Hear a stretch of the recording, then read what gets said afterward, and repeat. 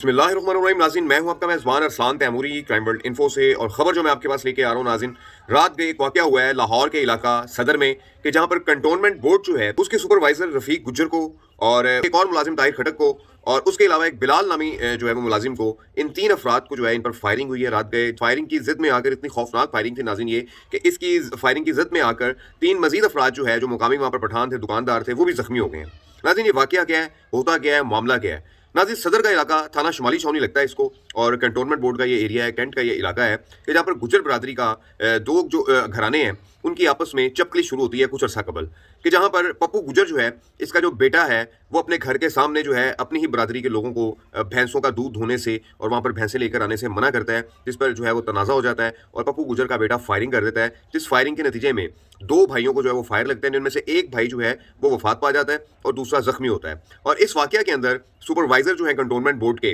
रफ़ीक गुज्जर, इन्हें भी जो है वो इसमें नामज़द किया जाता है और उनके बारे में बताया जाता है कि ये भी इस वाक़या के अंदर मुलव्वस हैं। जब पुलिस तफ्तीश होती है, जिसमें जो रफ़ीक गुज्जर है, इसे पुलिस तफ्तीश में से जो है वो बेगुनाह करार दे दिया जाता है कि ये इन कत्लों के अंदर, इस कत्ल के अंदर और इस वाक़ये के अंदर मुलव्वस नहीं है और ये अपनी नौकरी करने लग जाता है। पहले ये वार्डन कंटोनमेंट बोर्ड में था और उसके बाद यहाँ पर जो कंटोनमेंट बोर्ड पे सुपरवाइजर थे नसीर साहब, उनकी तब्दीली के बाद उन्हें इस जगह पर जो है तैनात किया गया था। यहाँ पर जो है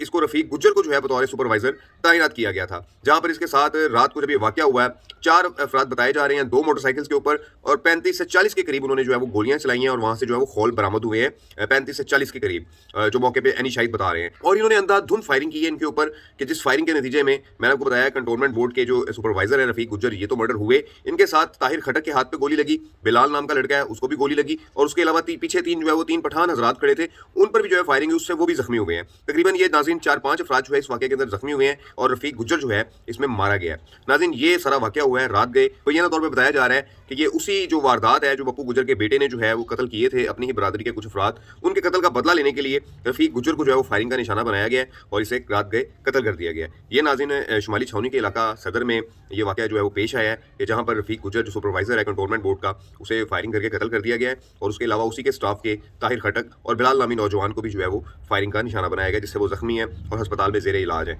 इसके अलावा 2-3 शहरियों के और भी जख्मी होने की इतलात आ रही हैं, जिन्हें अस्पताल में मुंतकिल किया गया है। इस सारे वाक़या का मुकदमा जो है वो पुलिस ने जो है यकीनी तौर पर दर्ज कर लिया है। रफ़ीक गुज्जर की जो डेड बॉडी है वो पोस्टमार्टम के बाद वर्सा के हवाले कर दी जाएगी, जहाँ पर उसका जो है जनाजा वगैरह अदा किया जाएगा। लेकिन नाज़रीन, इस अफसोसनाक वाक़ये के अंदर एक शख्स जाँ बहक और 3 से 4 अफराद जो है वो ज़ख्मी हुए हैं और ये बड़ा वाक़या हो गया है। और ओल्ड एनिमिटी बताई जा रही है कि ये पुरानी दुश्मनी है, जिसका बदला लेने के लिए पप्पू गुज्जर के जो बेटे ने जो मर्डर किए थे, उनका बदला लेने के लिए दूसरी पार्टी ने जो है ये हमला किया है मुबैना तौर पर, जिसमें जो है ये रफ़ीक गुज्जर मारा गया है। इस वीडियो के साथ नाज़रीन इजाज़त दीजिए। अल्लाह हाफ़िज़।